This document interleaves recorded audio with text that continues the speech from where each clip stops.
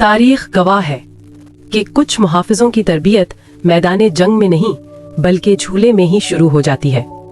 हजरत अब्बास की नजरें बचपन से ही जुल्फ़िकार को तलाश करती थीं, क्योंकि वो जानते थे कि ये महज लोहा नहीं बल्कि हैदर कर्रार का वक़ार है। उनकी तमन्ना सिर्फ ताकत हासिल करना नहीं थी, बल्कि वो मौला अली की तन्हाई का मदावा और एक ऐसा बाजू बनना चाहते थे जो कभी थके नहीं।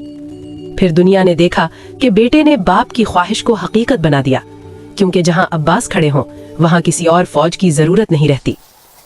ये कायनात की वसतों में तैरता हुआ महज एक मशकीज़ा नहीं बल्कि वफा का वो सूरज है जो कभी गुरूब नहीं होता।